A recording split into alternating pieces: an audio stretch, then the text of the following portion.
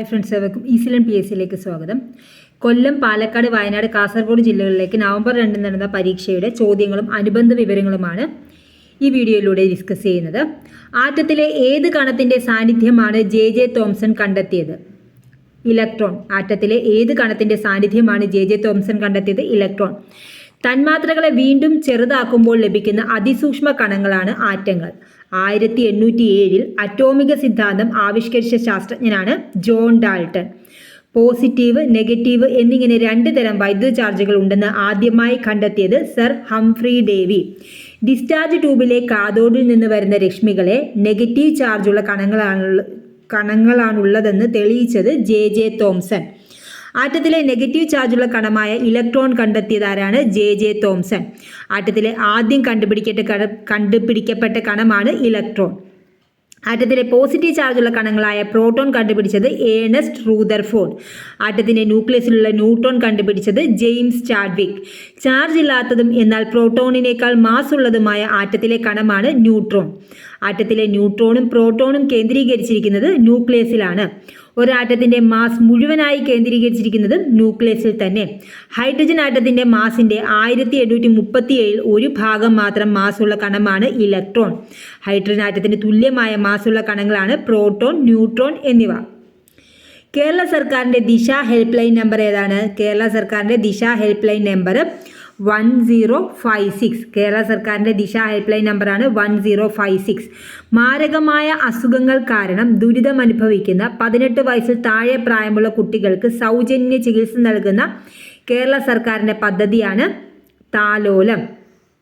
18 വയസ്സിന് താഴെ പ്രായമുള്ള കുട്ടികളിലെ ഹൃദയ സംബന്ധമായ രോഗങ്ങൾ, നാഡീരോഗങ്ങൾ, ഓട്ടിസം, സെറിബ്രൽ പാൾസി, അസ്ഥി വൈകല്യങ്ങൾ, എൻഡോസൾഫാനുമായി ബന്ധപ്പെട്ട രോഗങ്ങൾ എന്നിവയ്ക്ക് ശസ്ത്രക്രിയ അടക്കമുള്ള ചെലവ് വഹിക്കുന്ന പദ്ധതിയാണ് താലോലം. ഡയാലിസിസിനും ചെലവ് ലഭിക്കും.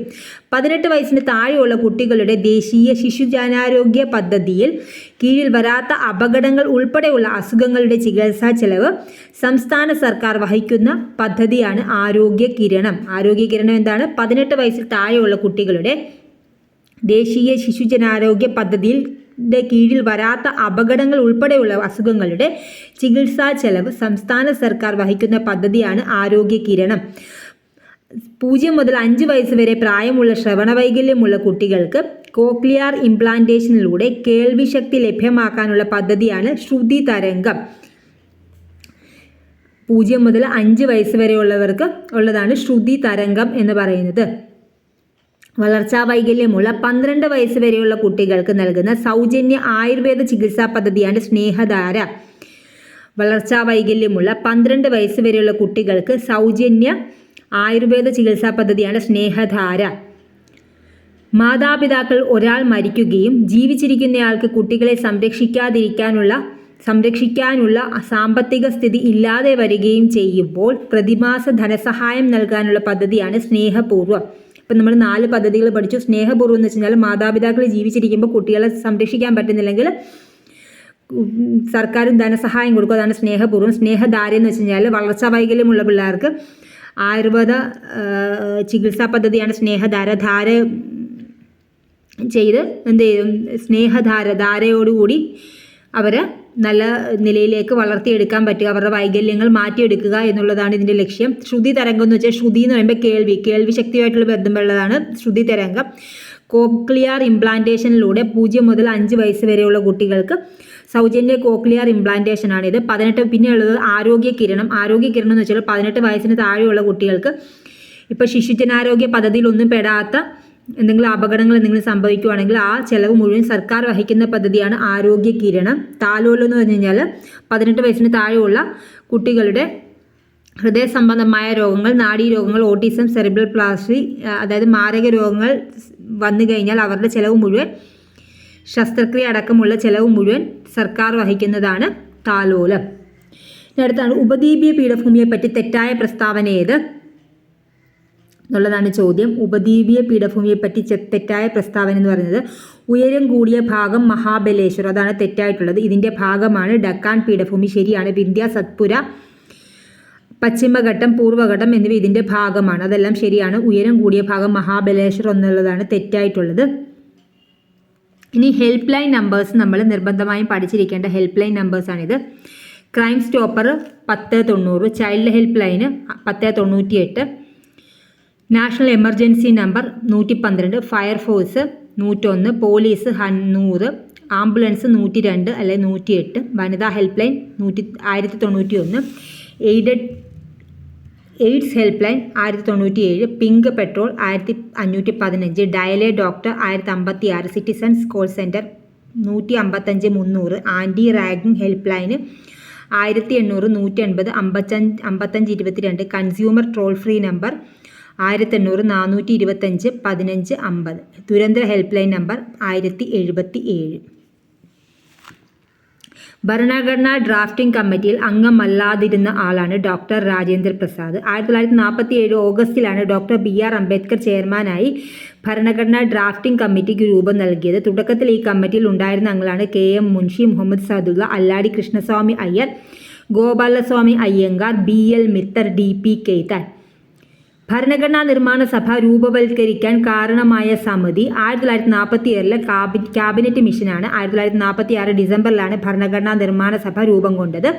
ഭരണഘടനാ നിർമ്മാണ സഭയുടെ ആദ്യ യോഗം നടന്നത് 1946 ഡിസംബർ 9-നാണ്.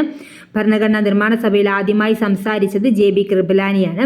1946 ഡിസംബർ 13-ന് ഭരണഘടനാ നിർമ്മാണ സഭയിൽ ലക്ഷ്യപ്രമേയം അവതരിപ്പിച്ച ഒബ്ജക്റ്റീവ് റെസൊല്യൂഷൻ അവതരിപ്പിച്ചത് ആരാണ്? ജവഹർലാൽ നെഹ്റുവാണ്. പിന്നീട് ഭരണഘടനയുടെ ആമുഖത്തിന് അടിസ്ഥാനമായ രേഖയായി മാറിയത് ഈ ഒബ്ജക്റ്റീവ് റെസൊല്യൂഷൻ തന്നെയാണ്. രണ്ടാം ബർദുള്ളി എന്നറിയപ്പെടുന്നത് പയ്യന്നൂറാണ്. കേളപ്പൻ്റെ നേതൃത്വത്തിൽ പയ്യന്നൂരിലും മുഹമ്മദ് അബ്ദുറഹ്മാന്റെ നേതൃത്വത്തിൽ കോഴിക്കോട്ടുമാണ് ഉപ്പ് നിയമം ലംഘിച്ച് ഉപ്പുണ്ടാക്കിയത്. കേളപ്പൻ്റെ നേതൃത്വത്തിൽ 32 പേര്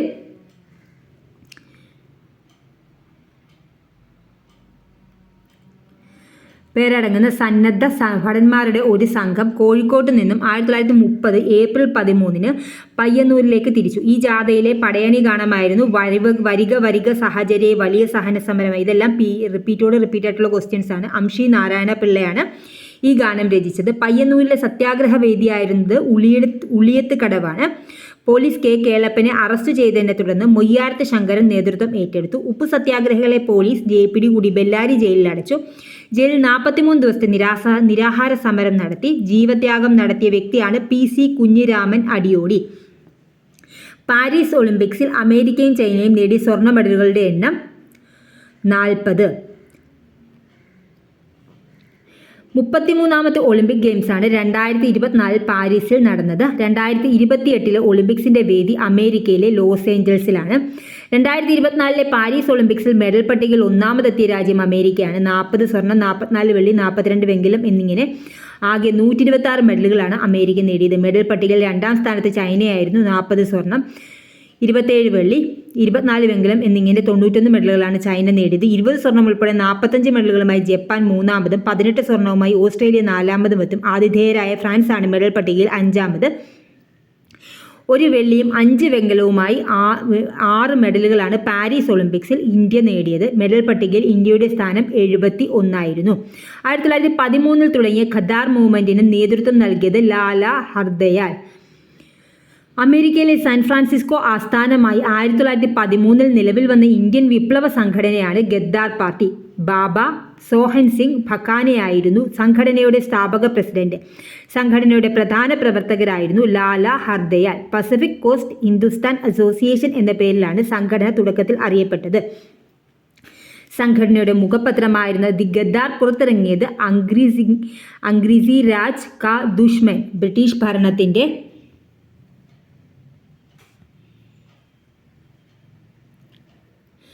ശത്രു എന്ന മുദ്രാവാക്യത്തോടു കൂടിയായിരുന്നു. 1948 സംഘടനയുടെ പ്രവർത്തനം അവസാനിച്ചു. ഉപരിപഠനാർത്ഥം ഇംഗ്ലണ്ടിലെത്തിയ 4 ഇന്ത്യൻ വിദ്യാർത്ഥികൾ ചേർന്ന് രൂപം നൽകിയ കൂട്ടായ്മയാണ് London Indian society. Pherozeshah Mehta, Badruddin Tyabji, WC Banerjee, Manmohan Ghosh എന്നിവരായിരുന്നു 1865 സംഘടനയ്ക്ക് രൂപം നൽകാൻ മുൻകൈയെടുത്തത്. ഇന്ത്യക്ക് വെളിയിൽ രൂപമെടുത്ത ആദ്യത്തെ ഇന്ത്യൻ സംഘടനയായി ലണ്ടൻ ഇന്ത്യൻ സൊസൈറ്റി വിശേഷിപ്പിക്കപ്പെടുന്നു. Madam Bhikaji Cama, BH Godrej, SR Rana എന്നിവർ ചേർന്ന് ഫ്രഞ്ച് തലസ്ഥാനമായ പാരീസിൽ 1905 സ്ഥാപിച്ച ഇന്ത്യൻ ദേശീയ സംഘടനയാണ് Paris Indian society. Rajya Sabha vice chairman ആകേണ്ട പ്രായം എത്രയാണ്? 30 വയസ്സാണ് വേണ്ടത്. പാർലമെന്റിലെ ഉപരിസഭയാണ് രാജ്യസഭ. ജനസംഖ്യാനുപാതികമായി സംസ്ഥാനങ്ങൾക്ക് പ്രാതിനിധ്യം നൽകിയിരിക്കുന്ന സഭയാണ് രാജ്യസഭ. സംസ്ഥാന നിയമനിർമ്മാണ സഭകളിലെ തിരഞ്ഞെടുക്കപ്പെട്ട MLAമാരാണ് രാജ്യസഭാംഗങ്ങളെ തിരഞ്ഞെടുക്കുന്നത്. 30 വയസ്സ് പൂർത്തിയായ ഇന്ത്യൻ പൗരന്മാർക്കാണ് രാജ്യസഭയിലേക്ക് മത്സരിക്കാൻ യോഗ്യതയുള്ളത്. രാജ്യസഭ ഒരു സ്ഥിരം സഭയാണ്. രാജ്യസഭയിലെ 1/3 അംഗങ്ങൾ ഓരോ 2 വർഷം കഴിയുമ്പോഴും വിരമിക്കുന്നു. ഉപരാഷ്ട്രപതിയാണ് രാജ്യസഭയുടെ അധ്യക്ഷൻ. രാജ്യസഭയുടെ പരമാവധി അംഗബലം 250 ആണ്. ഇതിൽ 238 പേരെ തിരഞ്ഞെടുക്കുകയും 12 പേരെ രാഷ്ട്രപതി നാമനിർദ്ദേശം ചെയ്യുകയും ചെയ്യുന്നു. ഉപരാഷ്ട്രപതിയെ നീക്കം ചെയ്യാനുള്ള നടപടിക്രമങ്ങൾ ആരംഭിക്കുന്നത് രാജ്യസഭയിലാണ്. പുതിയ അഖിലേന്ത്യാ സർവീസ് സൃഷ്ടിക്കുന്നതിന് പാർലമെന്റിനെ ചുമതലപ്പെടുത്താനുള്ള അധികാരവും രാജ്യസഭയിൽ നിക്ഷിപ്തമാണ്. 3 റൗണ്ട് ടേബിൾ കോൺഫറൻസിലും പങ്കെടുത്ത വ്യക്തി ആരായിരുന്നു? 3 വട്ടമേശ സമ്മേളനങ്ങളും പങ്കെടുത്ത വ്യക്തി ആരാണ്? Doctor PR Ambedkar. 3 വട്ടമേശ സമ്മേളനങ്ങളിൽ പങ്കെടുത്ത വ്യക്തിയാണ് doctor BR Ambedkar. Simon commission റിപ്പോർട്ടിനെ പറ്റിയും ഭരണഘടനാ പരിഷ്കാരങ്ങളെപ്പറ്റിയും ചർച്ച ചെയ്യാനാണ് ബ്രിട്ടീഷ് സർക്കാർ വട്ടമേശ സമ്മേളനങ്ങൾ വിളിച്ചുകൂട്ടിയത്. 1930, 31, 32 വർഷങ്ങളിലായിരുന്നു 3 വട്ടമേശ സമ്മേളനങ്ങൾ നടന്നത്. 1ഉം 3ഉം വട്ടമേശ സമ്മേളനങ്ങൾ കോൺഗ്രസ് ബഹിഷ്കരിച്ചു. 1931 2ാം വട്ടമേശ സമ്മേളനത്തിൽ മാത്രമാണ് കോൺഗ്രസ് പങ്കെടുത്തത്. 1931 മാർച്ചിലെ ഗാന്ധി ഇർവിൻ കരാർ പ്രകാരമായിരുന്നു ഇത്. 2ാം വട്ടമേശ സമ്മേളനത്തിലെ കോൺഗ്രസ് പ്രതിനിധി ഗാന്ധിജി ആയിരുന്നു. എന്നാൽ ഈ സമ്മേളനം പരാജയപ്പെട്ടതിനെ തുടർന്ന് സിവിൽ നിയമലംഘന പ്രസ്ഥാനം പുനരാരംഭിച്ചു. തിരുവല്ല പാപ്പൻ എന്നറിയപ്പെട്ടത് ആരായിരുന്നു? തോമസ് വർഗീസ്. ഏത് ഒളിമ്പിക്സ് കായിക ഇനത്തിലാണ് മത്സരിച്ചത്? ഫുട്ബോൾ. ഇന്ത്യൻ ഫുട്ബോൾ ടീമിലെ ഡിഫൻഡറായാണ് മാത്യു വർഗീസ് എന്ന തിരുവല്ല പാപ്പൻ കളിച്ചത്. ലണ്ടനിൽ 1948 നടന്ന ഒളിമ്പിക്സിൽ പങ്കെടുത്ത ഇന്ത്യൻ ഫുട്ബോൾ ടീമിൽ അദ്ദേഹം അംഗമായിരുന്നു. 1951 ഏഷ്യാഡിൽ സ്വർണ്ണ മെഡൽ നേടിയ ഇന്ത്യൻ ഫുട്ബോൾ ടീമിന്റെ തിരുവല്ല പാപ്പനും അംഗമായിരുന്നു.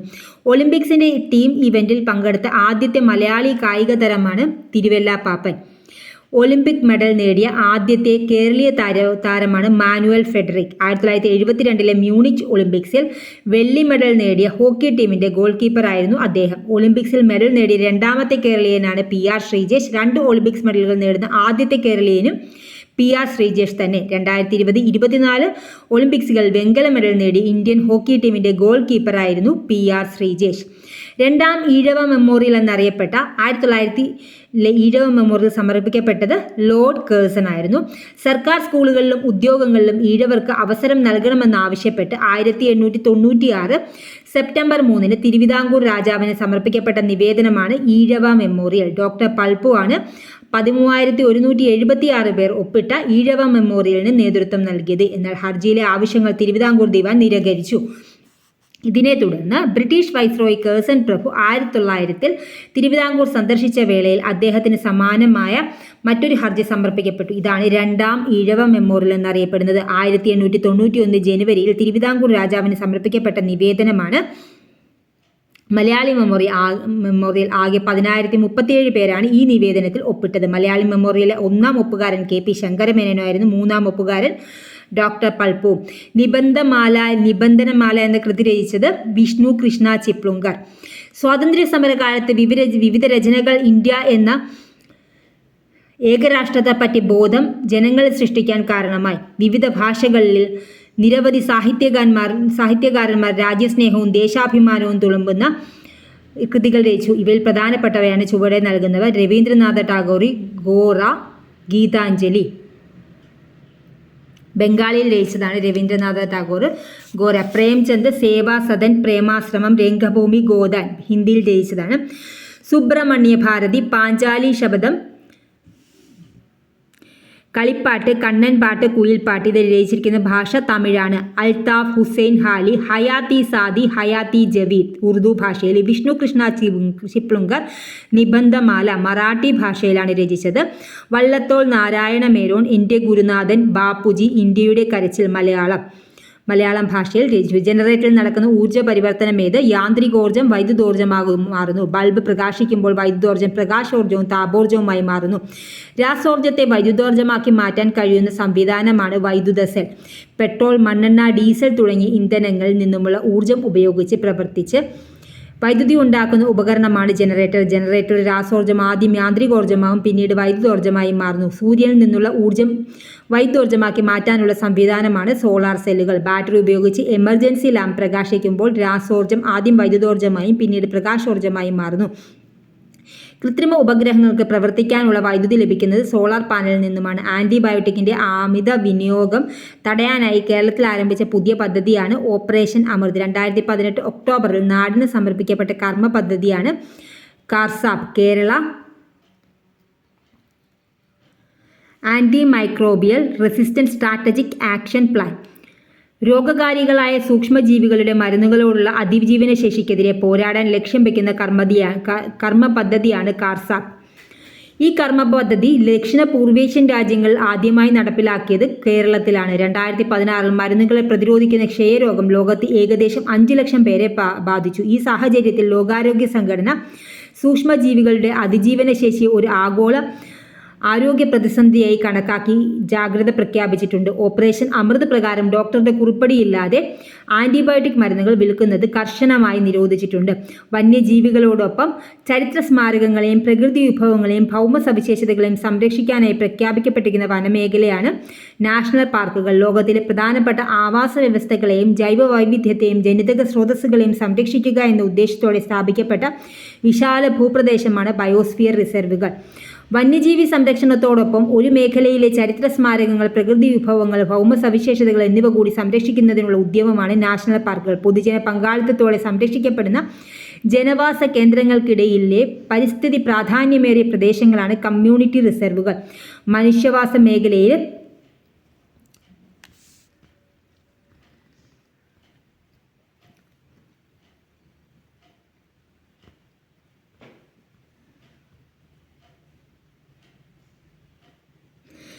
മനുഷ്യവാസ പ്രദേശങ്ങളിൽ സംരക്ഷിക്കപ്പെടുന്ന വിസ്തൃതി കുറഞ്ഞ ജൈവ വൈവിധ്യ മേഖലകളാണ് കാവുകൾ അഥവാ സേക്രഡ് ഗ്രോവ്സ്. തദ്ദേശീയമായ ധാരാളം സ്പീഷീസുകളെ ഉൾക്കൊള്ളുന്നതും ആവാസനാശ ഭീഷണി നേരിടുന്നതുമായ ജൈവ വൈവിധ്യ മേഖലകളാണ് എക്കോളജിക്കൽ ഹോട്ട്സ്പോട്ടുകൾ. നിങ്ങൾക്ക് ഉപകാരപ്രദമെങ്കിൽ തീർച്ചയായും ലൈക്ക് ചെയ്യുക, ഷെയർ ചെയ്യുക, സബ്സ്ക്രൈബ് ചെയ്യുക. ടെലഗ്രാം ചാനൽ ജോയിൻ ചെയ്യാത്തവരാണെങ്കിൽ ടെലഗ്രാം ചാനൽ ജോയിൻ ചെയ്തേക്ക്. അതിൽ PSC അപ്ഡേറ്റ്സും കറണ്ട് അഫെയർസ് അങ്ങനെയുള്ള കാര്യങ്ങളെല്ലാം PDF ആയിട്ട് അപ്ലോഡ് ചെയ്യുന്നതാണ്. Thank you for watching.